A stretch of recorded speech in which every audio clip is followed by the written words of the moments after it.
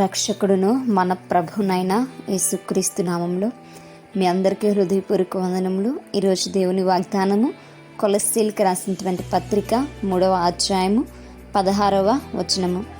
సంగీతములతోనూ కీర్తనలతోనూ ఆత్మ సంబంధమైన పద్యములతోనూ ఒకనికొకడు బోధించుచు బుద్ధి చెప్పుచు కృపాసహితముగా మీ హృదయములలో దేవుని గూర్చి గానము చేయుచు సమస్త విధములైన జ్ఞానముతో క్రీస్తు వాక్యము మీలో సమృద్ధిగా నివసింపనీయుడి.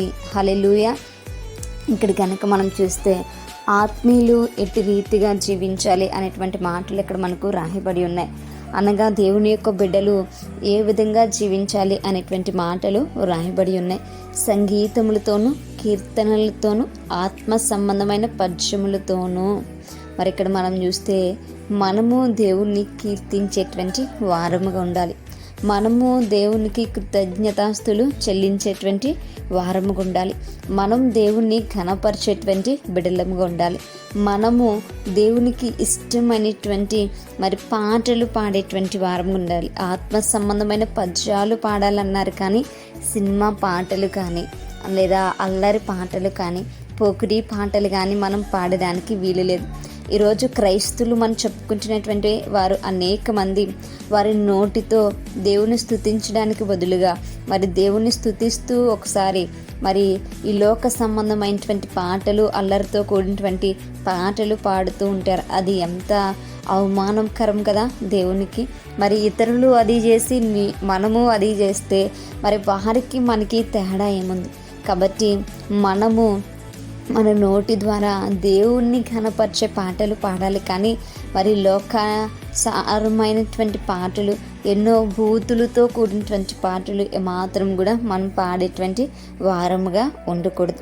ఒకరికొకడు బోధించు మనము మరి దేవుని యొక్క మాటలు ఒకరితో ఒకరు పంచుకునేటువంటి వారముగా ఉండాలి, కానీ సినిమా సీరియల్స్ సినిమాలు ఇవి కాదు మనం ఒకరితో ఒకరు బోధించుకోవాల్సినటువంటివి. కాబట్టి మనము దేవుడు ఇచ్చినటువంటి జ్ఞానంతో మనం ఏం చేద్దామంటే ముందుకు కొనసాగుదాం. ఒకరికొకరు మరి దేవుని గూర్చి గానము చేసుకుంటూ ఉండాలి. మన హృదయంలో ఎల్లప్పుడూ కూడా దేవునికి కృతజ్ఞతాస్తులు చెల్లించాలి. దేవుని గురించినటువంటి పాటలు మన హృదయంలో ఎల్లప్పుడూ కూడా అవి మ్రోగుతూ ఉండాలి అనేటువంటి విషయాలు ఇక్కడ మనకి తెలియచేస్తున్నారు. మనం ఒకరికొకరు బుద్ధి చెప్పుకుంటూ ఉండాలి.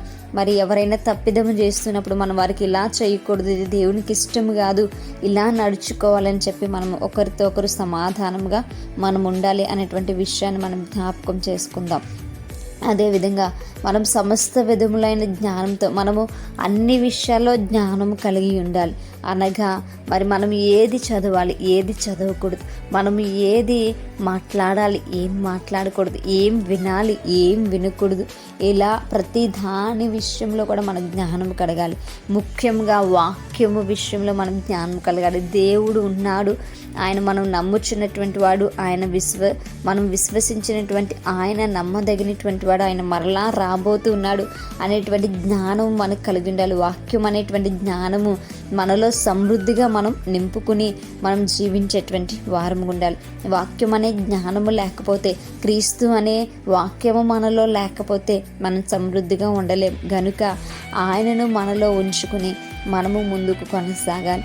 ఆయన పైన మనం ఆధారపడుతూ మనం ముందుకి కొనసాగాలి. ఆయన ఇచ్చేటువంటి సమృద్ధి, ఆ జీవజలపు నదులు మన హృదయంలో ప్రవహింపచేయాలి.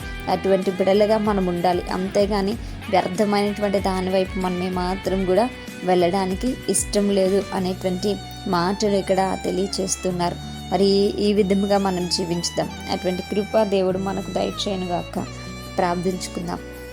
పరిశుద్ధుడా, మహాగణుడా, మీకు వందనాలు. సర్వాధిపతి అయినటువంటి మా దేవ, మీకు స్తోత్రాలు. అతను మీకు లెక్కలేని కృతజ్ఞతాస్తులను చెల్లించుకుంటున్నాం. అయా తన్ని మేము ఇట్టి రీతిగా మా నోరు నాయన మిమ్మల్ని స్తుతించడానికి మాత్రమే ఉపయోగపడాలి. ప్రభా, మా హృదయము నీకు సింహాసనగా మాత్రమే ఉండాలి. ప్రభా, మా జ్ఞానము అది నిన్ను గూర్చినటువంటిదై ఉండాలి. ప్రభా, ఇటువంటి రీతిగా మమ్మల్ని ఆశీర్వదించమని ప్రభా వేడుకుంటూ ఈ యొక్క ప్రార్థన దయచేసి మీ పాదశానికి చేర్చుకోమని యేసయ్య అతి పరిశుద్ధ నామములో అతి మిక్కిలి నిమ్మగా బ్రతిమలాడి వేడుకుని పొంది ఉంచినాం మా ప్రియ పరలోకపు మా కన్న తండ్రి. అమ్మాయి praise the lord everyone. May God bless you all.